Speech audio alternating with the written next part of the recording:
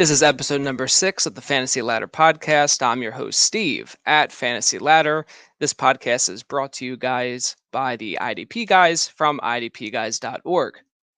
So, welcome back, my fantasy football friends and family. Let's climb the ladder of fantasy football together.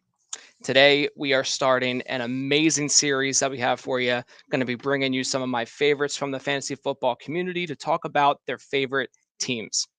We're going to start the series off with the Chicago Bears, and we have this absolutely stacked show for you. So I'm going to introduce the guests in just a second here, but we are doing this to add more depth and heart to the discussion, since I may not be as plugged into the team or understand the history of each team as I am with my own favorite team. So, going to bring on the guests one by one here. Welcome, Nick Skrip at P2W Fantasy, of course, from playtowinfantasyfootball.com. Now, Nick is an absolute blueprint of how to handle oneself on social media with the great fantasy content, of course, but also bringing in a lot of his personalities. Handles his business very well.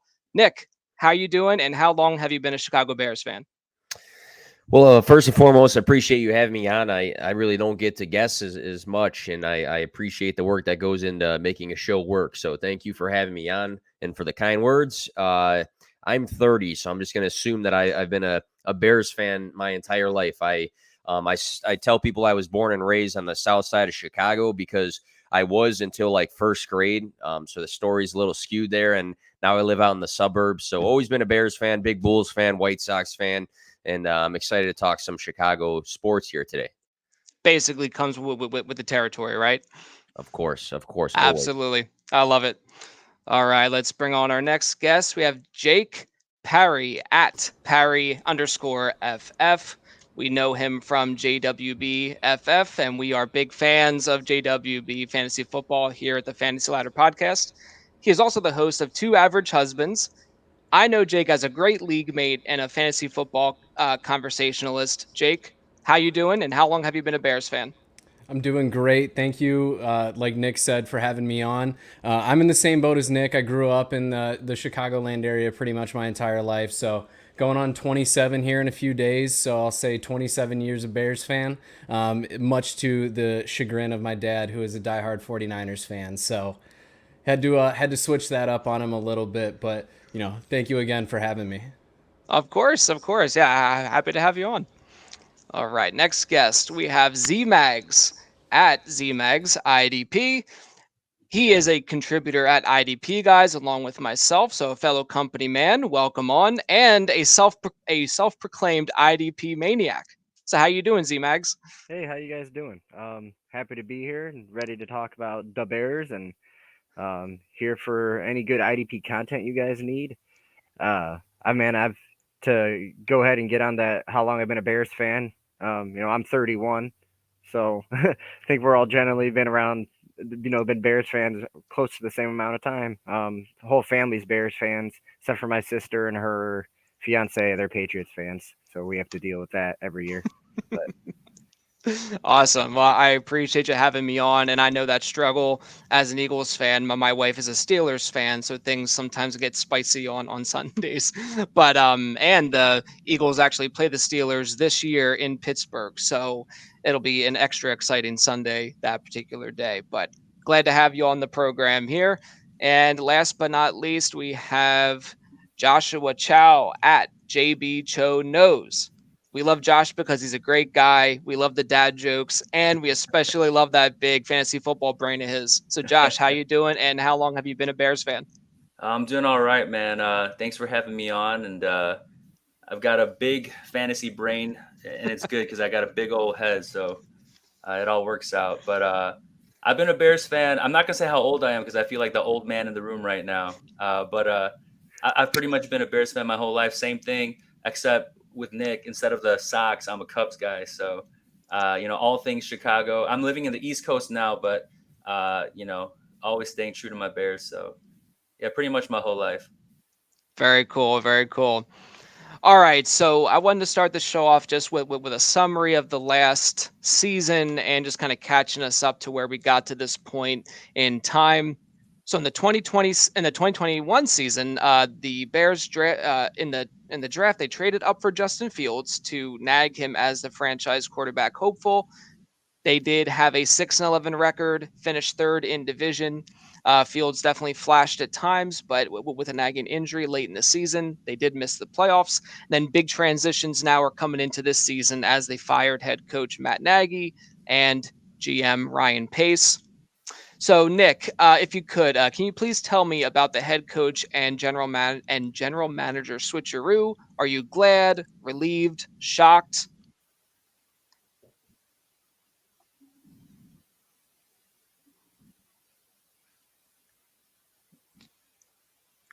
Nick, you're muted.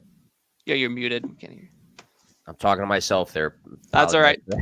So I think it was just getting to be that time. I mean, Nagy, his first season was great. He was 12-4. Then the 2 seasons after, 8-8, and then last season 6-11. So we went from having a pretty good year to 2 mediocre 500 years, and then we went backwards again. So I mean, after a handful of years, the direction's not where you want it to be. It was just that time. Same with Pace. Pace hired in 2015. 4 out of 7 of the seasons that he was the GM, they finished third or worse. In 3 of those seasons, they were fourth in the division there. So just 2 guys that for a string of years were not going in the right direction, and it was that time. And as far as the new GM, in all honesty, didn't know a ton about polls. Eberflus, I feel like he was job hunting for a bit. I was at first not super excited about the hire just because, he's a big defensive guy. I kind of wanted a more offensive mind to come in, and looking at like Brian DeBall going to Buffalo and Josh McDaniels going to the Patriots. And then, my mind thinking about Byron Leftwich, who could have been a good guy to maybe develop Fields. I was not super into it. So I'm hoping that just seeing how things work out in the coming year or 2, that they change my mind, but I'm just being myself and over dramatic. So that's my spitball of thoughts there.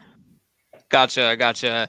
Yeah, I thought it would have been interesting to see the Bears hire like a more offensive minded coach for Fields' sake. But does anyone else feel differently? Are you glad for the defensive minded head coach? I think any head coach not named Matt Nagy being our head coach is an improvement. Preach. I mean, I actually started wondering about Trubisky. Like, was it Nagy? Like not letting Trubisky be Trubisky. I'm glad that they made a change sooner than later. I also was hoping for an offensive-minded guy to come in as the coach and really let's just say Fields is our guy and let's put everything around him for him to succeed. But I'm not saying we haven't done that. We'll have to see. But I'm really glad that we brought some new people in from the top down, and I'm excited for the season. I know it's going to be kind of a transitional, if you will, or building season. But I look forward to it, seeing what we can do. Gotcha. How about you guys, Jake and Z-Mags?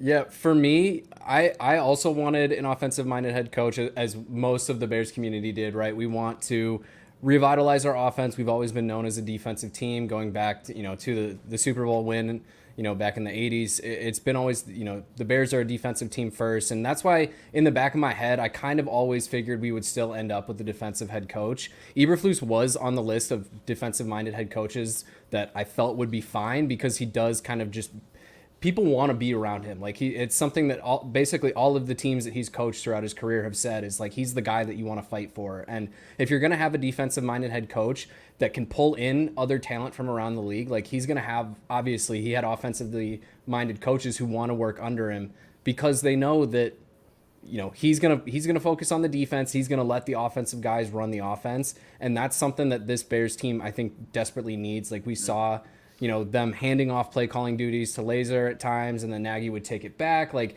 it was just so much back and forth. Like we just finally have a little bit of stability, and I think at minimum that's an improvement. Yeah, gotcha. That's good points. So how about you, Z-Mags? I think the Colts, because Eberflus was the defensive coordinator over there the last several seasons, and they've finished as like a top half defensive unit. Are you excited for this move, and do you think it'll improve the defense, perhaps from an IDP perspective or just in general? I mean, I definitely think it could end up being good for him. I was actually kind of banking on maybe us landing Brian Dable. Right. That was the guy I was hoping for. But he's with the Giants now, and we'll see how things work out for him there. But with Eberflus, it's I don't know. It's he, like you guys are saying, he has that ability to he people want to fight for him, people want to play for him, they're willing to go that extra mile on the field for him. And when you bring that to that kind of mindset, especially a defensive mindset to Chicago, I think people naturally will begin to get a feel for that. And we're all attracted to that because of what we're the monsters of the Midway. So yeah, I think this could end up being good for him in the long run. I think this is good for guys like Roquan Smith, Eddie Jackson, and for these young guys that are playing. They need this direction. So, and I think he's good for that for them. That's great. Yeah, this is why I was happy to have you guys on, because I was not aware of the personality of the new head coach. So if he's the kind of guy that all the players want to play for, I think that's awesome. I think that's a really a like the best case scenario for a team with a lot of young talented players who have nowhere to go but up as a roster. So that's great. So it's kind of continuing with the changes over free agency. Obviously, we touched on the head coach and GM switches, but the Bears were not able to retain Allen Robinson or Khalil Mack or Andy Dalton. Maybe not the biggest deal in the world there, but they did add quarterbacks Trevor Siemian and Nathan Peterman to back up Fields, and they brought in wide receivers Byron Pringle, Equanimeous St. Brown, and more recently here, Dante Pettis. Josh, do you have any thoughts on these moves? I wish I had some on the moves, but none of them were particularly thought-provoking. I think, Fields is definitely our guy, so I'm glad to, he has some backups. And I'm most interested in seeing Fields develop and really take a step forward this year. But I was hoping that we would have brought in, a wide receiver to help him out, either via free agency or the draft. I know we're going to talk about that in a little bit, but seeing Allen Robinson go, obviously that is a big hit to our team, even though he didn't play very well last year. And there's still some guys in free agency right now. Like even someone like Will Fuller, bringing him in, or Julio Jones even. I think just someone that Fields can also target and kind of just trust to make plays, or at least be there. Like Julio's still a big body, not as athletic as he used to be, but just someone to help him out. So that's going to be the biggest thing. Byron Pringle actually isn't terrible. I know he's had some off the field issues recently, but I was looking up his game log, and he's had I think over like 4 games of 15 plus PPR fantasy points last season, albeit that's on the Kansas City Chiefs, which is a much higher powered offense, but he's not bad. And then we got Equanimeous, and then Dante Pettis. He's someone who's bounced around my dynasty league rosters throughout his entire career. So hey, if he hits on our Bears, I'll be more than happy to see that happen. But so far, I've been a little bit underwhelmed with at least the offensive help that they've been putting around Fields. Yeah, I think I'm a little disappointed in the patience they've seemed to have in adding more weapons to Fields. But how about the rest of you guys? Do these moves do anything for you? Or are you guys going to miss Robinson and Khalil Mack, or you think it's just kind of best for them to move on at this juncture of their careers? Just to talk briefly, I tweeted this out earlier, just about Pringle, St. Brown, and Pettis. Across those 3 guys, 10 combined seasons, they've had 156 receptions, which is less than Mooney and Kmet combined for 4 combined seasons. They had 230. So the point being there is none of these guys have had a ton of NFL success, and I feel like, for me, and again, maybe I'm over exaggerating, being a bit dramatic, I would have rather them signed somebody who's done anything before in an offense. Even a guy I'm going to spit this out. Even a guy like Cole Beasley, who's still a free agent, I would rather a guy who we've seen be able to get open and take volume and things like that, or even Julio Jones, like was mentioned before, maybe for like a 1 year. I don't know what the cost of these things would be, but I was frustrated because I feel like the system should be surrounding your franchise guy, which is Justin Fields. I know some people think that might be up in the air. I don't think it is, but it should be supporting him. And I feel like supporting him would mean having guys he could develop as a passer to. And these guys to me are just super unimpressive, So I hope guys like Pringle end up doing something, even though he couldn't really beat out consistently Demarcus Robinson or Mecole Hardman, who are not very good. I mean, people might argue that as well, but that was my frustration with the whole receiving room, because I feel like I'd rather sign like an old guy who's done anything than 3 guys who have not had much of a career. But time will tell. Got 2 guys ready to step up with Mooney and Kmet, but that's my quick rant there. No, I like it. So Jake and Z-Mags, where would you feel comfortable drafting a guy like Mooney for this year? Does he kind of come in as like a back end wide receiver 2, or more of a flex play for you guys? What do you think? I've got him as my dynasty wide receiver 21, I believe. So, he's rounding out that kind of second level of receivers that you're really going to start to target. So, off the top of my head, where that falls in a draft, probably, around the 6th or 7th round, he's really starting to get into consideration for me there. But I also like if you're confident in the talent, like some people are calling him a fringe wide receiver 1.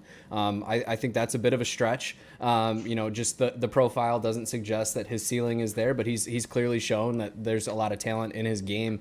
Some people could, probably take him, mid to late 5th, and I wouldn't be offended by it. Gotcha. All right.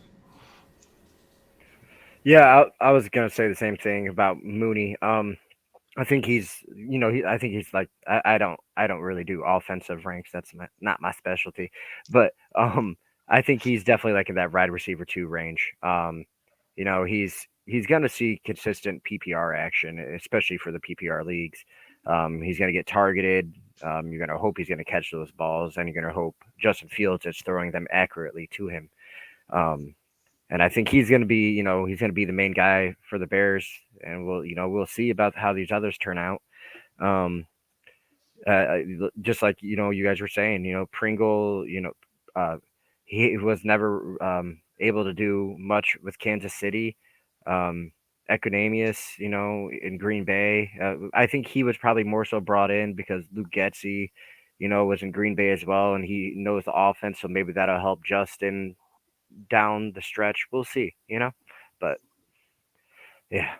I mean, very if I good. can add real quick, Mooney, I love Mooney, but he's not he's not an alpha. I mean, he's not the main guy you want to be depending on all the time.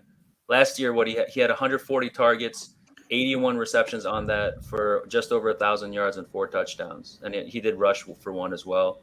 I think target volume is really the main thing that's going to keep him in the conversation of being kind of a valued asset. I think once they bring in a real like number 1 wide receiver, hopefully we do that at some point. He's definitely going to lose a lot of value. If someone's valuing him as a wide receiver 1 fringe to even solid wide receiver 2, I'm probably moving him in Dynasty and getting the value there. So that's just a quick thought on that. And Gotcha. It's just my last point on Mooney. I don't want to keep dragging the Mooney show out, but it's good points all around. But one thing I took note of earlier is I went on Fantasy Pros earlier today and looked at his ADP, and his ADP was wide receiver 34, and I feel like we've seen plenty of people be high in him, but he must not be being drafted that way, because if that's where they pull a bunch of different sites and they put it together for that ADP. But wide receiver 27 last season for PPR doesn't make a ton of sense for him to probably get tons and tons of volume this season, but be drafted lower than he finished last year. I feel like the opportunity is probably bigger for him this year, but I guess time will tell. I'm with Josh, though. I'm not pushing him as like a wide receiver 1. I don't think that's I think there's just too many wide receivers for fantasy to put in that category, but I wouldn't say he's going to be worse than last season. It doesn't make sense, Yeah, expect around the same, I think. Gotcha. Yeah, no, I think he may be an interesting buying opportunity, because if you do believe in the improvement of the Bears offense, I mean, he could be a tremendous value there. So just kind of transition on to the 2022 NFL draft results. Chad Reuter of NFL.com, who I would like to refer to as the mock draft maniac, he gave the Bears an A minus for their for their draft. They did not have a first round pick as they traded up in the 2021 draft for Justin Fields. So just going to summarize who they selected here. So round 2 at 39th overall, cornerback Kyler Gordon. 48th overall, safety Jaquan Brisker. Round 3 at 71st overall, wide receiver Velos Jones Jr. Then over the course of rounds 5 through 7, 4 offensive linemen with a linebacker, a running back, and another safety. So Jake, tell me about Velos Jones Jr. I know pre-NFL draft he was a favorite of yours for like the later rounds of like rookie drafts. Tell me what you like about him and if you like this pick for the Bears. Yeah, so the reason I liked him so much in the later round of rookie drafts is because I figured he would get respectable draft capital. That said, I still think we reached on him given that David Bell was still on the board, who was much, much higher up for my personal rankings than anything else. But Jones he's old. Let's be real. He's 20. He's going to be 25 his freshman year of the NFL, which is essentially like his 7th college season if you really count it up here. But he's a guy. He's got a lot of speed. He's a more developed prospect simply just because he is an older prospect. He's going to be able to contribute on special teams. Realistically, though, where he's getting drafted by a lot of people are just seeing 3rd round draft capital and they're taking him in the 3rd round of rookie drafts. You don't have to do that. You can wait and let him fall to the 4th, where his value is much more understandable just because there is some of that fringe talent there. We know that Justin Fields watched the tape with the offensive staff and that Velos was a target that Fields specifically really, really liked. So obviously Justin sees something in his game that he likes. That being said, he's a guy who's going to fill up a role in the offense. It's clear that the offense is transitioning to just let's put as many fast guys on the field as we can and see what happens. And he fits that mold to a T. He ran, what was it, a 4.2940, I believe, at his right around there at the combine or his pro day. So he's got speed. That's what most of his game is right now. But he had a good Senior Bowl. There's all these little things that kind of made him a prospect out of nowhere. Whereas I was taking him more for the meme. The range I was taking him is still the range that I'm comfortable taking him in due to that draft capital that he did end up getting. Do it for the meme. Exactly. I've had a meme guy every year. Velos was the meme guy this year, and then the Bears took him in the 3rd. I feel like that's payback for me having a meme guy every year. That's funny. Yeah, it's interesting you mentioned David Bell. That was the exact player I had jotted down as someone who I think I would have personally preferred the Bears take. He probably turned some teams off because of his testing before the NFL draft, but I think he's too good of a route runner to be ignored. So I like that thought process by you there. So now Z-Mags, one of my favorite defensive players in the draft was Jaquan Brisker out of Penn State, so I'm a big fan. Big surprise. Yeah. Was hoping that the Eagles were going to get him at 51. So I was like beyond devastated when the Bears got him at 48, but that's neither here nor there. It's nice. As far as an IDP player in year 1, can we expect an impact like a Jeremy Chin had, or like an Antoine Winfield Jr. had, or are you kind of having lower expectations for him? I definitely would not say low expectations. Okay. I think right out the gate, it looks like they want him to start at strong safety.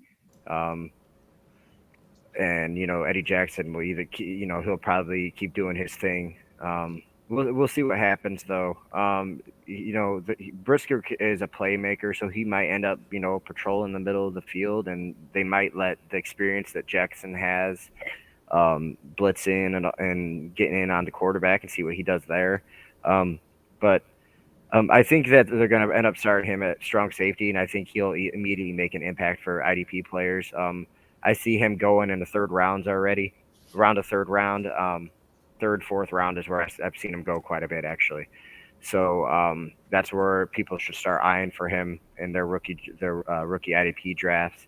I don't know if he's going to make quite the impact that Jeremy Chin did, I think Jeremy Chin was probably a tier above Winfield, even though Winfield was really good. They're both Gotcha. rookie seasons, but I would I mean, I could see Brisker making the Winfield Jr. impact. Um, but I think Chin was next level, and everybody was just in on him right away. So, but yeah, I could definitely see him making an immediate impact right away, and I wouldn't be surprised for like if you're playing with just defensive backs, he could be a nice DB2, DB3. For if you're playing like true position, he would be nice. He could end up being a nice safety one for you in the future if he ends up panning out like we think he will. Um, but that or a safety too, But and I also just want to say real quick, it's not for sure, but there's a lot of stuff I've read about Kyler Gordon, the cornerback they drafted. I think he could probably. I know he could probably play outside. I know he likes, but I know a lot of the stuff he does really good is in the slot. And Fluis had, I think I said that wrong, but he likes having those like a slot corner that he can move around and use in different ways as a playmaker, like Kenny Moore, and Kyler Gordon. If he pans out to be our Kenny Moore, could be really good for IDP as well. Awesome. Okay. Josh and Nick, any of these picks that you guys would have done differently, or were you pretty happy overall with how they drafted? Go ahead, Josh. I'll go after. Yeah. I mean, I know that you were sad that we took Brisker, but I was also sad that we took Brisker Gotcha. because my man George Pickens was right there for us, who I thought dropped, right into our laps. So I kind of understand. We have a defensive-minded head coach. I know we want to build a solid defense, and that's important to the overall team and attitude and really just playing football, right?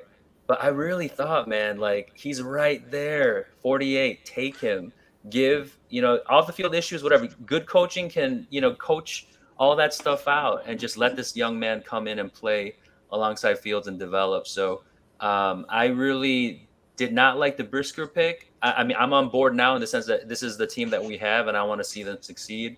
No doubt that he could be a good defensive back for us. But yeah, I was really hoping for Pickens there. And then you guys mentioned Bell later on as well. So yeah, I mean, during the actual draft, hearing afterwards that we got an A- for our draft, like at the time, it felt like a F- because I was like, we didn't get any help. I mean, Velos Jones Jr., he's quick.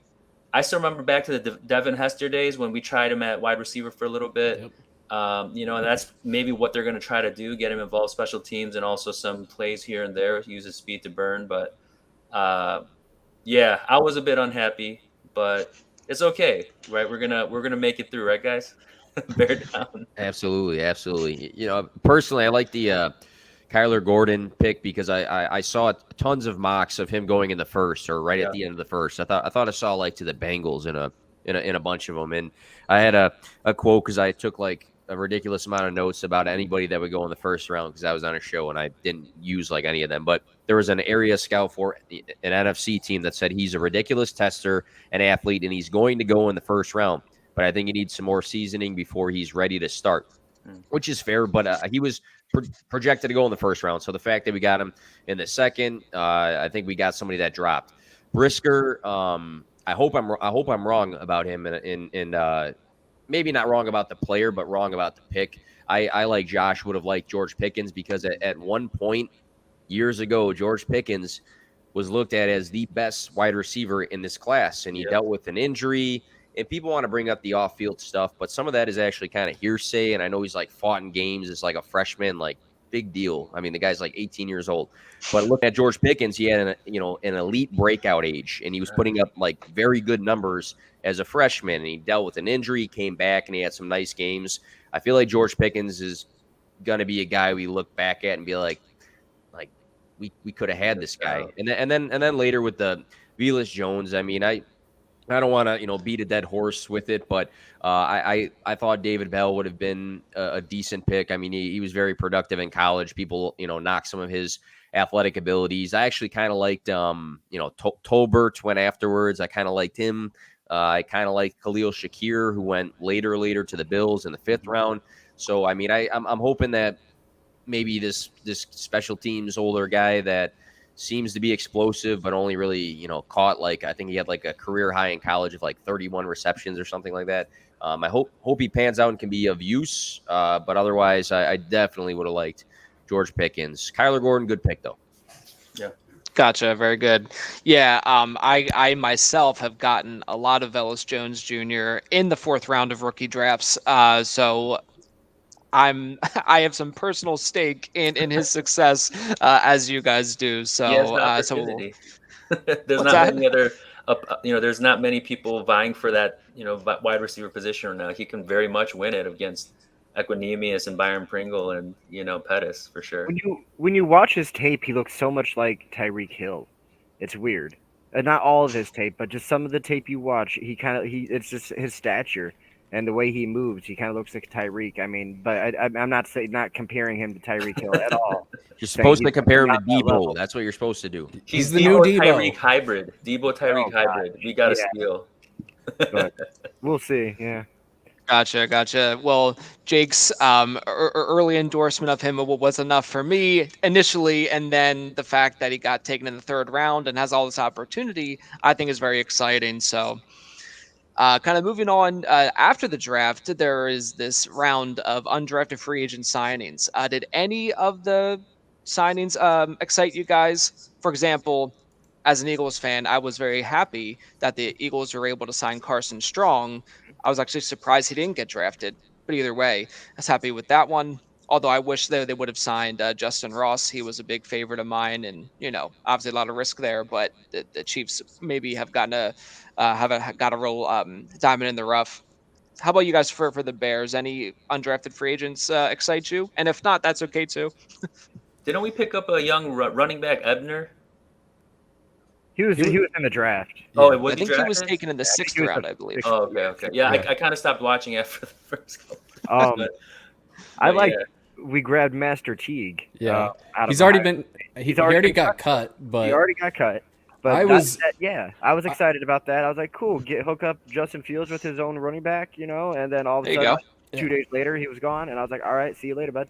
I thought there was a good chance after he tested so well that he would be like a 5th or 6th round pick. Like he came out and he ran a 4.40, which kind of shocked me a little bit. I didn't think he was that fast. He kind of just always seemed like a Jag to me, and maybe he plays like a Jag, but he didn't make it through UDFA rookie camp or whatever you want to call it. There are a couple names in there that I personally just enjoy watching a little bit. Jalen Alexander, he's a Purdue guy. He was always fun to watch. Nothing. These guys aren't superstars, right? We're talking about guys who got passed over 250 plus times, but it's clear that they're focusing on the defense and they're focusing on the offensive line. A lot of those late picks were offensive line. They signed a few more there, so that's exciting. Just create battles. You can't just let Sam Mustipher think he's the starting center. You got to challenge him a little bit. He's a guy, again, a late pick or UDFA. If you're going to build an offensive line out of just guys who are there to protect somebody, you might as well just bring 30 of them in and just let them fight it out and see what happens. Hey, can we just mention real quick? I know that he was no longer officially part of our team, but Tariq Cohen, man, he just got injured. It's awful. I think I don't know if it's been confirmed yet, but his Achilles, I think, is what they were saying. Is it confirmed? It's ruptured Achilles. Yeah. See, I mean that just my heart and my prayers go out to him and his family, because this was I saw that news only a little bit after reading his editorial thing. His piece in the Players Tribune was really unbelievably moving.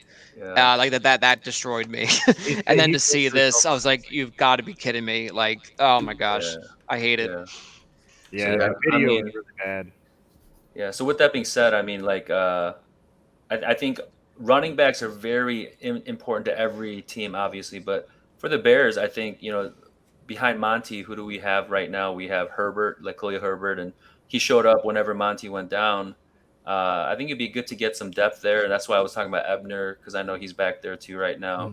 But yeah, I don't know. That just came to mind. I feel like as a Bears, team like talk, we got to mention Tariq, and Yeah, all of definitely. us feel bad definitely about that. I'm sure. Yeah, Ebner is a guy that I think is actually an interesting draft pick that we made just because he is such a good special teamer. He's been a good returner in college. I think that signifies that Herbert is going to be a little bit more involved in the actual offensive game plan, which is exciting to me. He was one of my favorites coming out of the class last year. So, but I agree with you there. Like anything you can do, like obviously that's what UDFAs are. You're shoring up your team depth. I would have liked to see them go after Justin Ross. There's a couple, other guys who are out there who I think like could be interesting depending on how their UDFA contracts work out. Like maybe they get released and, we have the chance to bring them in again there. So there's still some potential in this class. We got to remember this is the weirdest draft class that we've ever had. It's the oldest by a year. Like it's crazy. So I think there's a lot of guys who will come out. A lot of these UDFAs may turn into something just because, their last 2 years has been so thrown off that, they could come out and shock a little bit. There was one undrafted free agent wide receiver, that Kevin Shaw of Liberty. I think he was the Malik Willis benefactor on the receiving end there. And I think he could end up I wouldn't be surprised if he ended up making it through to training camp and all that. So. He was one of the guys I think they were talking about got some looks because of Malik Willis's pro day, and everybody was like flabbergasted about like a couple big throws and these guys making the plays. Got some extra looks, but me personally, not to like BS anything, none of the guys I really knew too much about for the Bears. I can speak and say like I knew Justin Ross, I knew Strong. I knew some guys that didn't get drafted, but you never know. You can find that James Robinson in the rough somewhere, and on one of these teams. Absolutely. All right, so we're gonna look forward to the team now in 2022. Where do you what do you guys think is a realistic expectation as far as a win-loss record?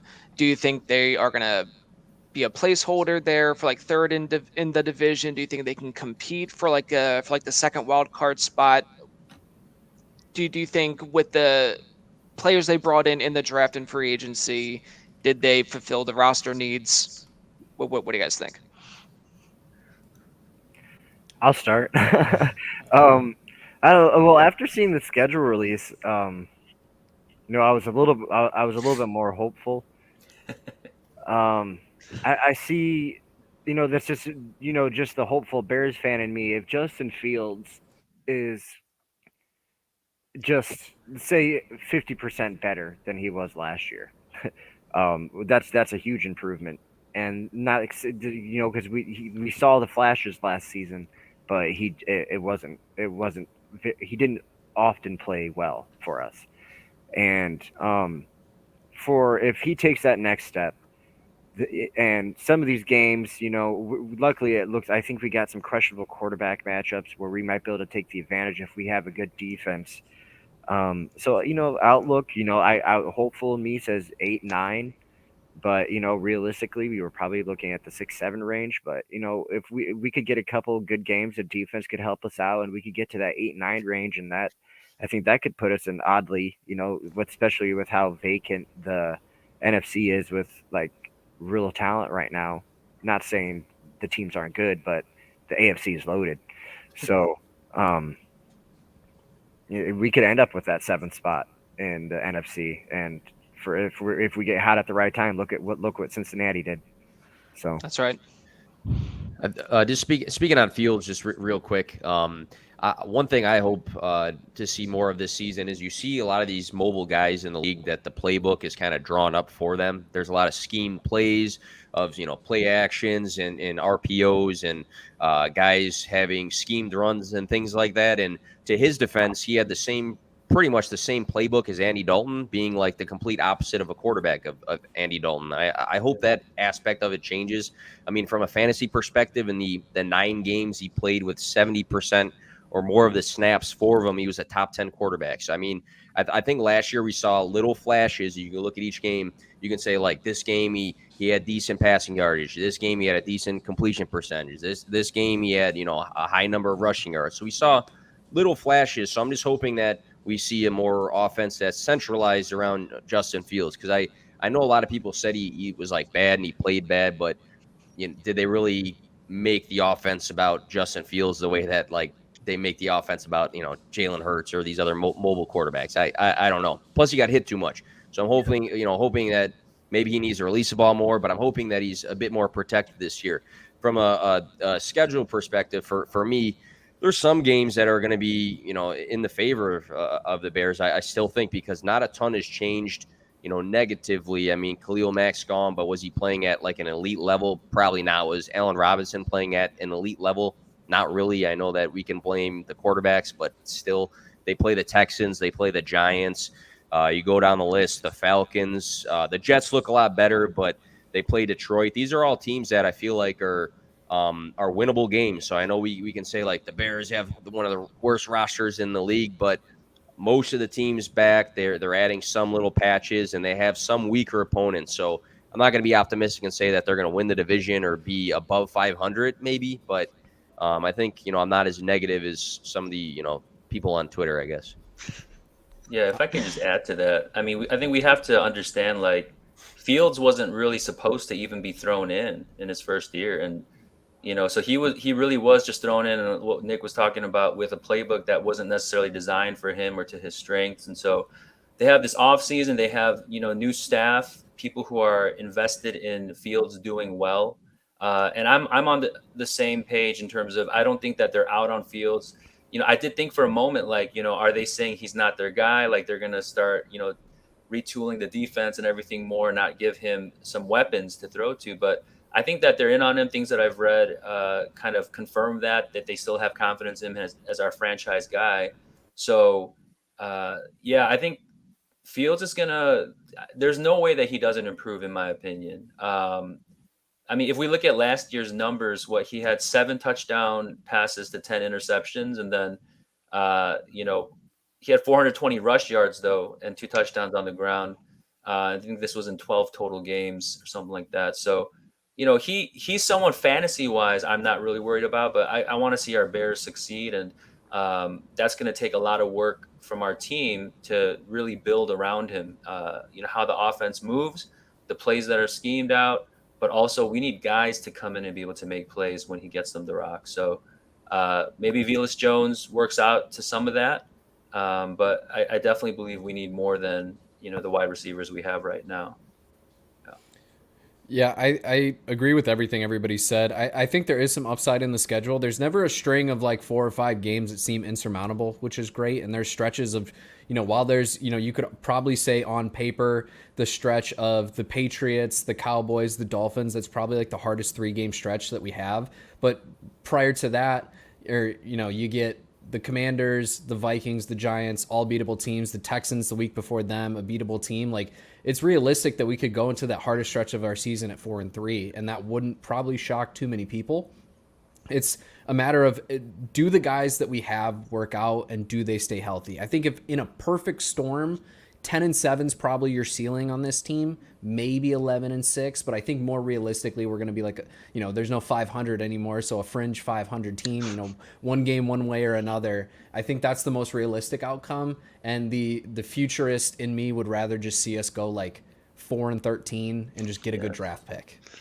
Yes, agreed. Yeah, definitely. It seems like as long as Aaron Rodgers is the quarterback of the Packers, they are the favorite in the NFC North. But I think a realistic expectation could be like a 2 to 3 year window of building the roster up, making sure Fields is comfortable and ready to do his thing. But from a fantasy perspective, he just still remains for me as a very interesting late round QB option because of the rushing upside, of course. It just seems so obvious. It happened last year with Jalen Hurts. So once again, I would not hesitate to target Fields as a late round option. Although I would probably want another quarterback just to be safe, which I don't always like doing. But from a fantasy side of things, because of obviously this is a fantasy football show. Who are some of your offensive players to target at projected cost? And are there any offensive players on the Bears to fade at projected cost? I think my personal favorite target at cost is Cole Kmet. Shout out to my JWB colleague Skyler at the FF Buffalo. He did a lot of research in tight ends, and it's like of every tight end that's received the volume that Cole Kmet has, they've all gotten at minimum 5 touchdowns, and he had 0. So you're bound for, and that's the difference between where he finished at like tight end 22 and being tight end 13. And while we know, yes, tight end's not a super exciting position, I think especially if you're playing in a tight end premium league, like he's a guy who's going to get the volume that you're looking for there. So at his cost, especially in like single QB leagues where you're getting him later than a lot of these top options, I'm comfortable if I'm not getting one of like my top 3 tight ends. I'm comfortable just waiting until like the 8th, 9th, 10th round and getting Kmet there. And, you know, that's a perfectly fine tight end to start for most of the season. And then obviously you can stream from there if you need to. And then Khalil Herbert is another guy that I like, is like a super late, like you're targeting handcuffs later in the draft anyway, like you're praying for something to happen. And he's a handcuff that we've seen him get the volume when Monty's gone down. And I think he's got the skill set to run this offense as the main running back if need be. And he's, again, you know, that's what we're looking for in the super late round. So I like him at cost as well. I love it. You know, I like the Kmet call a lot, because for me personally, what I look for my tight ends is a high and consistent receiving upside. And when I look at guys that sometimes get like 8 targets, sometimes get 1, I don't think that's going to be the case for Kmet. I think we can kind of count on him weekly getting some pretty consistent targets. And he actually had an improvement in some of his yardage days, because the previous season he would catch a few passes for like 20 yards. But this year we saw him extend the field a little bit more. The touchdown piece of it, that's the least of my worries for the tight ends. That'll come. But I like the consistency in his upside for what he can see weekly for targets, and his yardage has improved. So I do like Kmet. You know, ADP wise, tight end 19. Could he outproduce that? Absolutely. Absolutely. If you look at the list of guys ahead of him, you know, how many targets can you count on them getting weekly? You know, I don't know. Another guy I just want to talk about briefly is David Montgomery, who you know, consistently gets drafted closer to like the 20 mark. I think he's at like 19 right now. But number 2 in snap share last season, number 9 in carries. If we look at some of the splits for fantasy, this is PPR 1 through 4. He was the RB11 for those weeks. And then 11 through 17 for those weeks, he was the RB5. So good numbers. In 2020, he was the RB6. So 2 years in a row, he's produced to a decent level, 30.77% of his games played this past season. He had 20-plus fantasy points. He also has an upside for receiving. 6 games of 4-plus catches. 2 games, he had 9 catches. I think 2 years in a row, he's getting receiving work. And seeing that this wide receiver room is kind of empty, kind of similar to the things I've said about Aaron Jones before with the Packers. Kind of empty wide receiver room gives Montgomery an opportunity to get some more passes out of the backfield. So I think he's another guy that gets a little bit disrespected, because he seems to be drafted closer to 20 than to 10, but his range of outcomes can definitely be around the 10 mark or the 12 mark. So that's another guy I just want to throw in there. Yeah, I mean, you can't teach volume, right? I mean, at the end of the day, if he's getting the rock when he's on the field and he's healthy and he's involved in the passing game, you got to run with him, right? Same thing with Kmet and Mooney as well. I think these are all guys who you can expect to have a high target volume, not only because they don't have much competition, kind of, but you know, because they're the guys who have shown that they can make something happen, right? So these are guys that Justin Fields can trust, get the ball to. One guy I was thinking about, at least I know we're probably talking redraft more so right now, but you know, in Dynasty right now, I've seen Fields kind of falter in some startups. You know, so he's still someone that I would invest early on in a Dynasty Superflex. You know, for the longest time, he never left round 1 or 2. But there's a few startups I've seen where he actually dropped, you know, middle of the 3rd to the 4th, even in 12-team Superflex Dynasty. So if he's dropping anywhere around that range out of the 2nd round in a Superflex Dynasty startup, that's someone who I'm probably going to snatch up in an instant, no matter how many QBs I've already drafted, because just for value of what he could do, the range of outcomes as well, with his rushing upside, as well as, he's a pretty good passer. He just needs time to get the ball out. So he's still someone that I'm definitely in on 100%. Some of the other guys who were already mentioned, but Khalil Herbert showed that he can also do very well when given the volume. But hopefully, I think Jake kind of alluded to it a little bit. Hopefully, they get him involved a little bit more too, without so many other people in the backfield. Whether it's just coming in, on a drive or to give Montgomery a little bit of rest, but he could be serviceable in some ways depending on how we see them scheme the running game, under this new offense. So someone definitely very late and cheap you can get. All right, Z-Mags, I don't want to keep having you stick to the IDP lane. So if there is an offensive player, please speak on that. But you did mention your thoughts on Brisker earlier, and you mentioned Roquan Smith. Are there any IDP players on the Bears that you will find yourself targeting often this year and beyond? Well, I'm definitely going to stay in my lane. Okay. We'll stay over here. Not that I know the offensive side, but it's just I'm not gonna give out recommendations because it's not what I'm good at. So, but for IDP, Brisker, Roquan Smith. I with the way I expect this defense to be ran, and our current LB2 is Nick Morrow.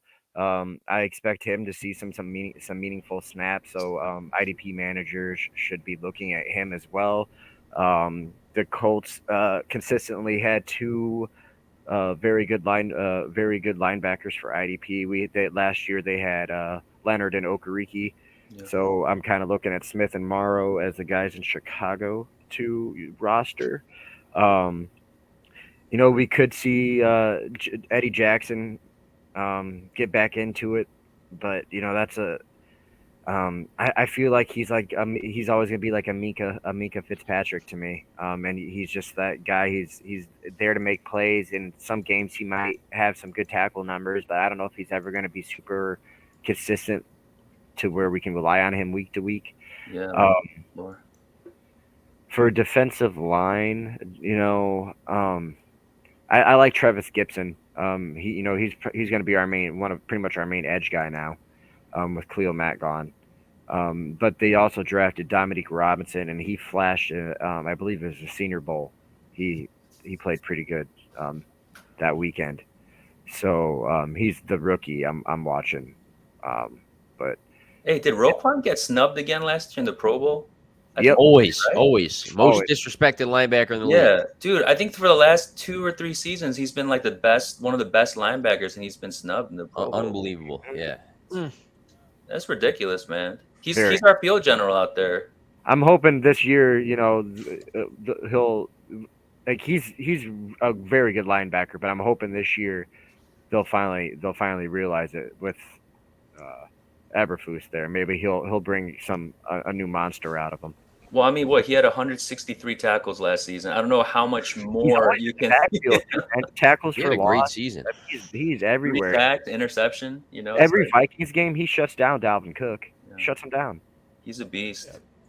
2 years ago, I understood the snub because just watching his game, I felt he needed to improve a little bit in the run game. But last year there was no excuse. He was doing he was without a doubt a top 3 linebacker in football to me. And that's not my Bears bias. If you took all of the logos off and just showed me his film with everybody just wearing white and black jerseys, I would have said the exact same thing. He was just a constant disruptor on the field, and it's crazy to me that he's still people are like, oh, who's Roquan Smith?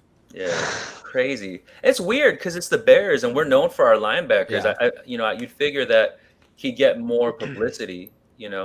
Someone tweeted out at I think O'Hare Airport, the picture of the Bears right now still has Khalil Mack, Tariq Cohen, and Mitch Trubisky. Yeah, Mitch Trubisky as the banner guys. So, let's get our guys on there, man. Let's get Fields up there, Roquan up there. Monty maybe. To be fair, it was Midway. Yeah, and not many. Somebody said O'Hare probably got updated. They're probably right. Yo, monsters of the Midway though. Well, we know that. The comments were so funny under that too. There's always I tweet and delete things probably 5 times a day, but that was the comments under that were unreal. But come on. Yeah. That's funny. Yeah, so the players I'm gonna fade at projected cost are none. because I think everyone is going to be relatively cheap. So at their relative positions, I think they're all are very attractive. But the player that I'm going to be targeting the most out of this offense is definitely Herbert. I think to me, he's a top tier handcuff.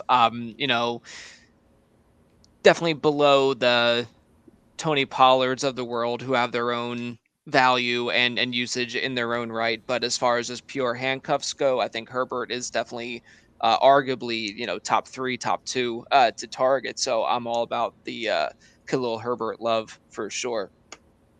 Okay, fellas, I'm going to have you run through some plugs now. So we can go Nick, Jake, Josh, Z-Mag. So just real quick, just remind people who you are, where they can find your stuff, or anything else you want to plug out to the good audience. And when I say the audience, I mean at least my mom, because she listens to every episode. So, and maybe say hi, mom, afterward.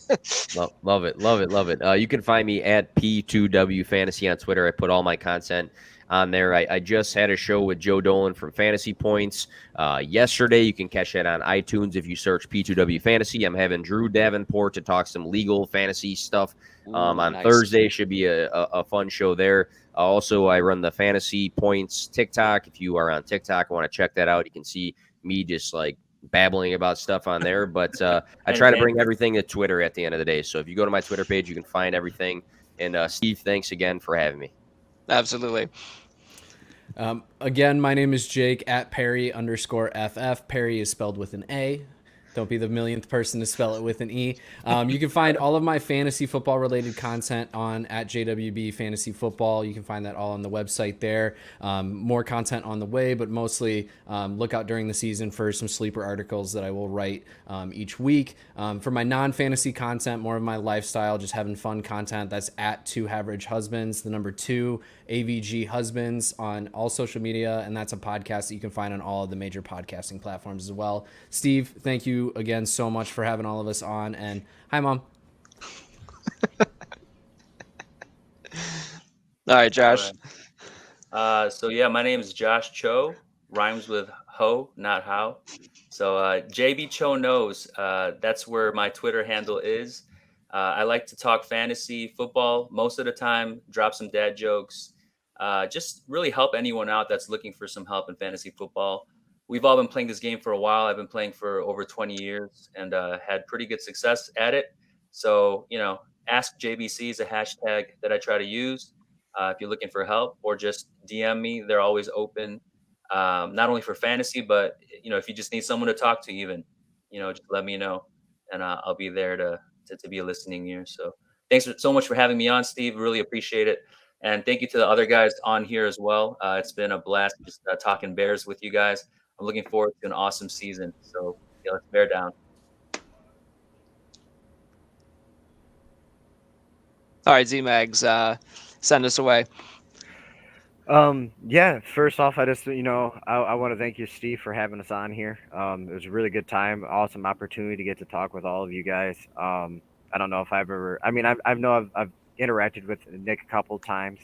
But this, Jake and Josh, I wouldn't have gotten to talk to you guys, and it's awesome to be able to have this opportunity. All my stuff is on idpguys.org. I'm in a little lapse of trying to find some new equipment, a new laptop basically.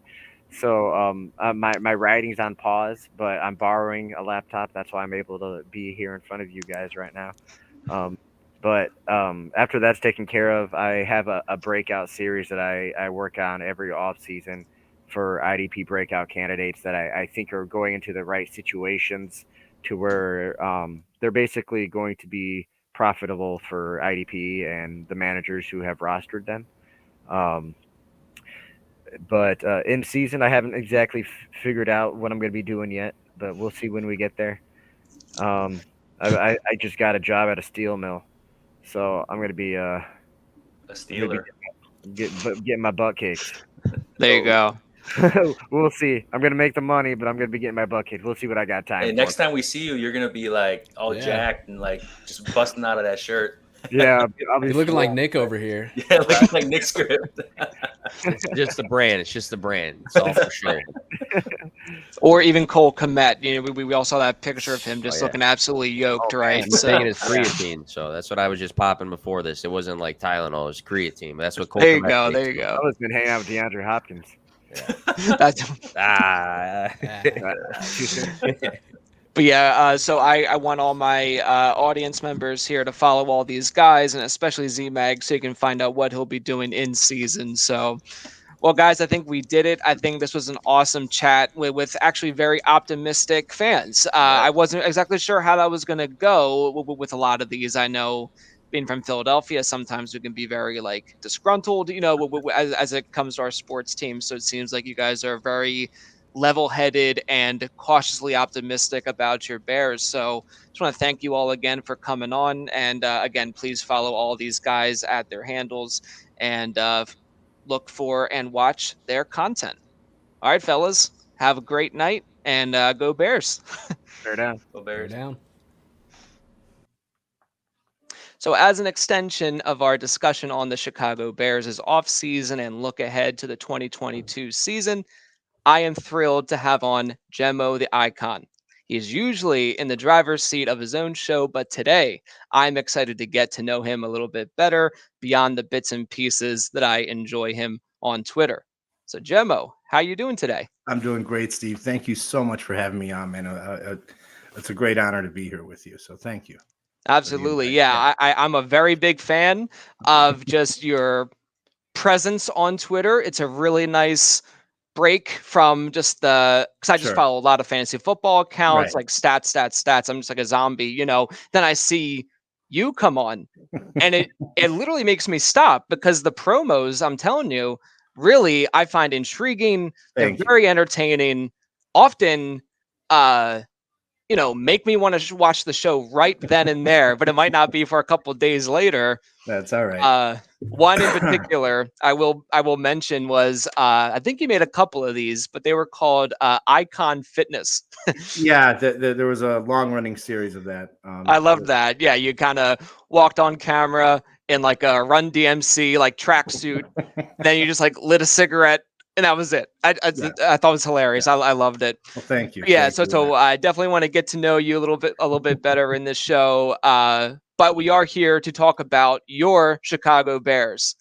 Yes. I wanted to have people on who are fans of the teams just because I'm not as plugged in. I don't have the sense of history or as much heart or involvement personally in the team. So I'm just very curious to hear your perspective on what I would call a pretty significant offseason. A lot of big changes there in Chicago. Yeah. So just before we jump into those changes, how long have you been a Bears fan? Since birth, really. I mean, for what, 40 something years now, however old I am. Yeah. Gotcha. Fantastic. Yeah, so you were there for the 85 Bears, and yeah, I was about 7-8 years old or something like that. And I oh, it's perfect. Vaguely remember it and sitting it and watching it at home on this like fishbowl kind of TV that we had at the time. Yeah. Right. That's awesome. That's great. So yeah, so you've been with the team through what I would say thick and thin, right? For sure. There definitely some high moments, had a lot of big superstars, but there obviously have been some down moments. Just like with most teams, some teams are definitely a little bit more spoiled in their success. Yeah. But either way, the Bears are in a very intriguing spot. So let's just kind of review some of those changes. Definitely, man. So the end of the season with a 6-11 record, third in division, not super close to that extra wild card spot. With that results, they did fire head coach Matt Nagy, fire GM Ryan Pace. They were not able to retain wide receiver Allen Robinson or sort of edge rusher Khalil Mack. Right. And then they released Andy Dalton. They hired new head coach Matt Eberflus, new GM Ryan Poles, which is actually a pretty cool story because he was a former Bears player, and then just kind of brought in just a bunch of guys, in my opinion, to kind of fill in some of those gaps on the offensive side of the ball. So, as a Bears fan, I would love to hear your thoughts on those moves and your general reaction. Wow. Okay. Well, going back to Nagy, coming from when he first was the head coach of the Bears, whenever he got hired, what was that, 4 or 5 years ago, whatever it was, coming from that Andy Reid coaching tree, I mean, that brought a little bit of excitement, to be honest with you, with the Bear fans and myself even. But he won Coach of the Year, I think, the first year, which again really kind of excited everybody with that. But then you got to see his true colors. It just wasn't good. I mean, as a longtime Bears fan, I feel that the Bear football should always be centered around defense, right? That's just, I'm kind of old school. I like those 10-6 games. I get that the game has changed significantly. It's a scoring league now per se. Right.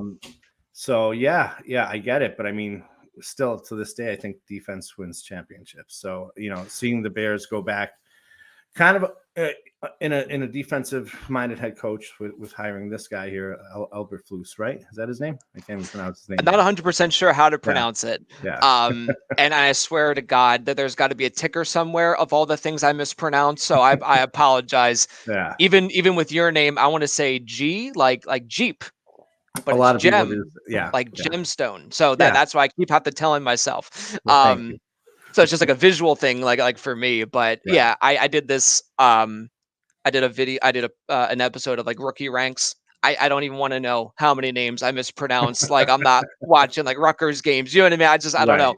So like either way. So Eberflus, whoever. Whatever. A very good defensive coordinator from Indianapolis that they've had a pretty solid defense. I think they ended in the top half, like total defense in the Something NFL like that, over the last 3 or 4 years. So I think that would be a hire I think you like and you can identify with. And so I think that's definitely going in the right direction, if you will. Right. One would hope so, and then Poles coming over again from Kansas City from that Andy Reid coaching tree, we've kind of seen this story before, but with GM head coach or whatever.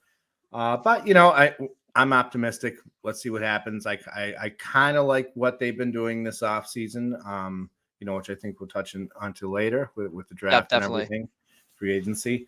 But letting what I think with the Khalil Mack thing, I think what we got for him at the time at his current age and situation, I guess I think it was the most we could get for a Khalil Mack. I think we're definitely in a rebuild mode for sure, and Mack is he's a great player, but I think he's up there in age. He doesn't want to hang around and wait a couple more years for a ring if that, or even a playoff appearance. So I think I do agree. It definitely seemed to kind of make sense for the team to get whatever they were able from him and then give him an opportunity to maybe find a little bit more success. I believe the Bears did make the playoffs once with Khalil Mack on the roster. They did. Yeah. Mm-hmm.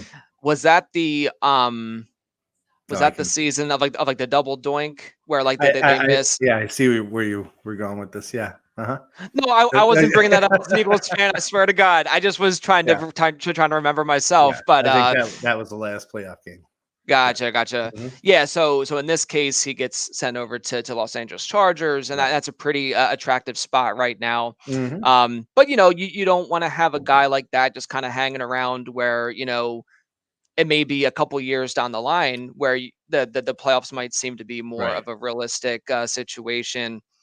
So we'll just swing right into the draft picks. That's like the best way to kind of rebuild a team. The most opportunity to try to add to the foundational pillars of a team, which I think starts with quarterback, then kind of depends on the team needs. What you would want to focus on offensive line or defensive line.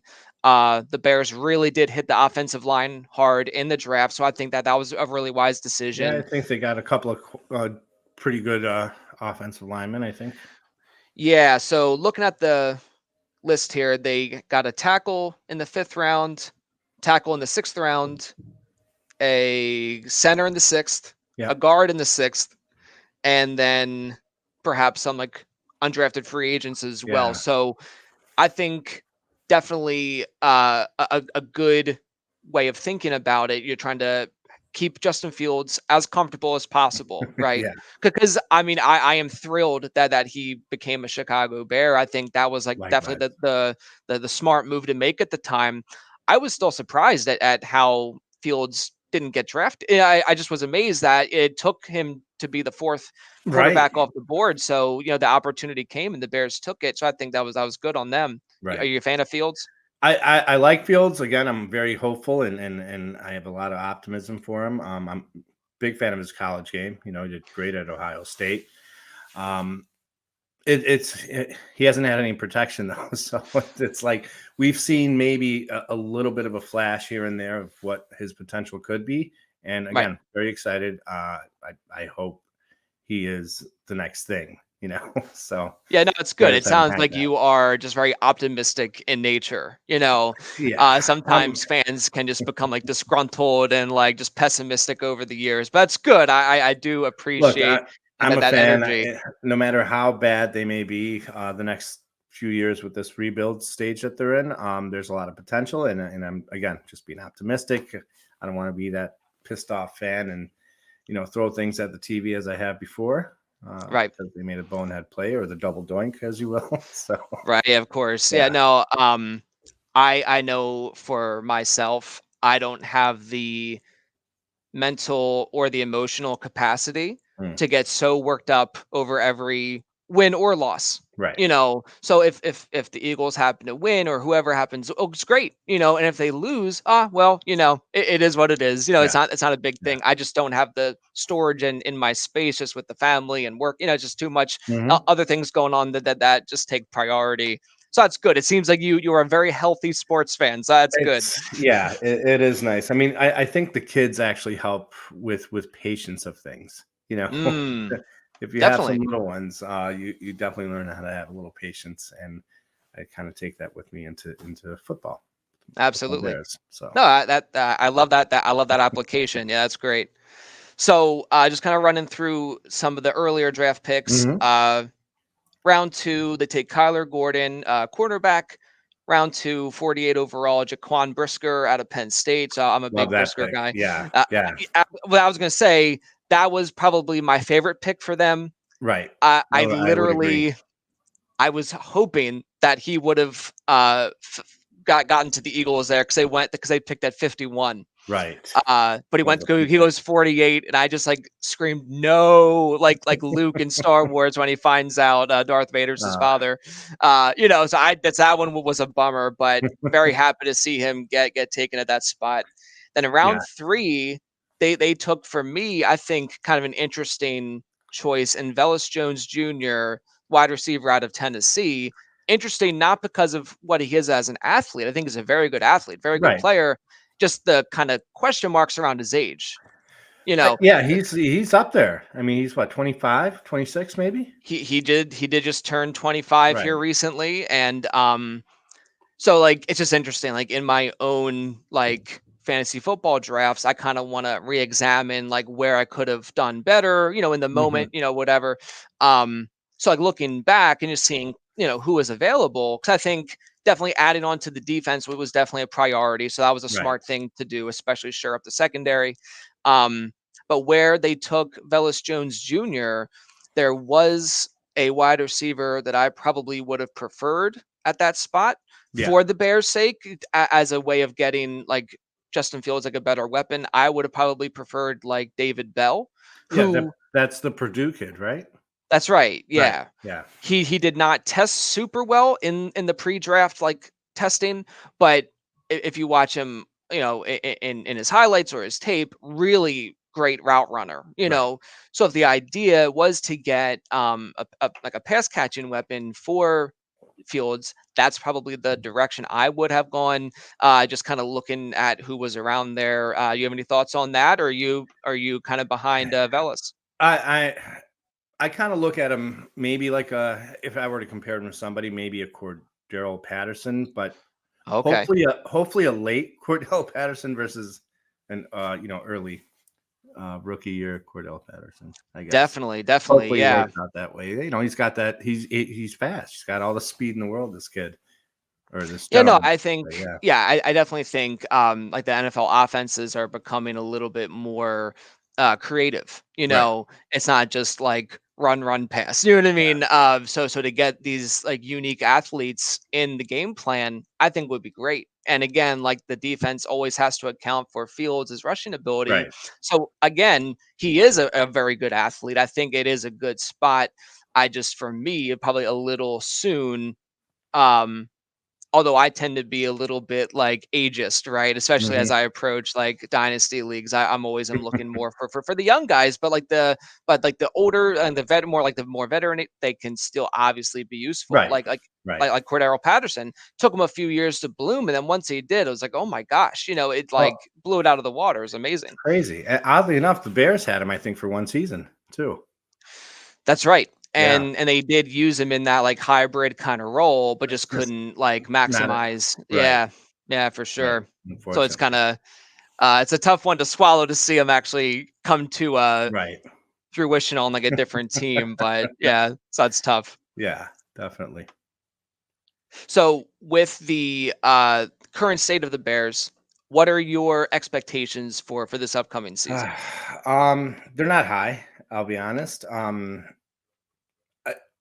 I'd be very happy with 5 wins this year, maybe 6. You know, looking at their schedule, it is a little bit tough. There's some definite winnable games there, especially against some divisional mates. But yeah, I don't know. I mean, I'm hoping for the best. I know 5, 6, 11 wins. Gotcha, I'm sorry, gotcha. 5 to 6 wins. Yeah, it's Would definitely be good to good. have realistic expectations. Yeah. Do you think it's more of like a 2, maybe 3 year down the At road? least, yeah. I mean, Yeah, and again, the development with Fields and how he does, you know, he's going to be under a lot of pressure again this season. I think, you know, there's a lot more weight on his shoulders because it is, you know, his second season. So, you know, Chicago is kind of really not a patient town as much as I've been patient with them myself. But we'll see. We'll see. yeah, for Yeah. sure. It's kind of like, I know like the Chicago sports market is a massive one, right? They got the 2 baseball teams Right. and obviously the Bulls and everything, Blackhawks. Yeah. So where I'm from, like outside of Philly, like the Philly market is huge. Close to us is New York, and coming Right. from Boston and stuff, really impatient fan bases. Hmm. The sports media is like insane, Yeah. right? So it's just one of these things. It's like it's good to have these realistic expectations. And I think, having a low bar, I think is probably appropriate here. Just looking over the scope of like the conference that they're in. And, it seems like the Packers are still probably like the favorites of the division, Sure. I even mean, without Devontae Adams. But as long as Aaron Rodgers is there, right. it If seems he's like there, then yeah. they have to be the class of the division. I But would think so. Unfortunately, yes. gotcha.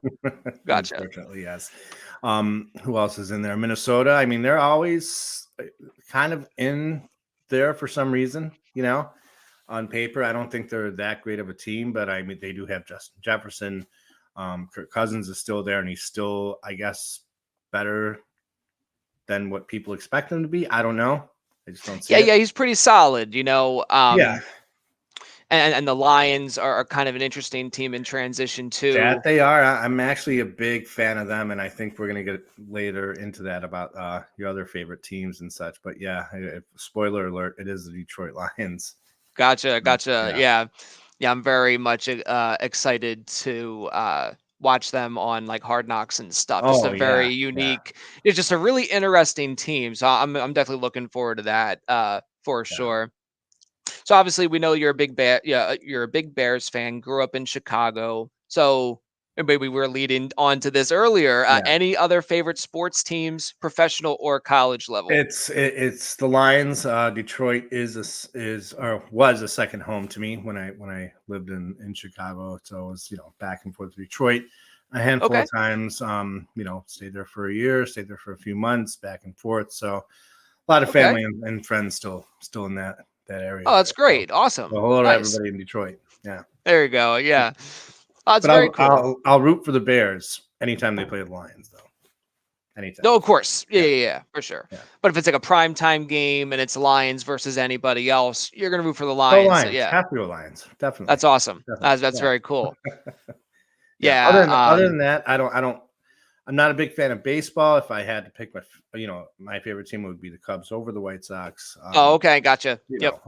Chicago is a very, very well-known sports town, as is Philly. So, I like all Chicago sports except for the White Sox, and football is my go-to though. I don't know shit about anything else.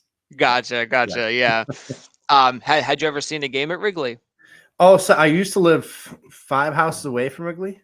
Oh, okay. Yeah, Gotcha. so I've been to a handful, and this was when Chicago or the Cubs weren't really good. I guess they haven't been good for a long time until 10 years ago or whatever it was. Yeah. So, somewhere around there. Yeah. Right. So yeah, I'd walk, and this when I had my first son. He was maybe a year old, and we're walking around. I got him in a little thing, and it's like the 5th inning. Somebody walks up to you and be like, "Hey, do you want a ticket for free or $5 or whatever, depending what inning it is?" I'm like, "Yeah, sure, we'll go." So we'll go around in Wrigley and walk around for a little bit. Oh, it's awesome. Beer, and then head right on out.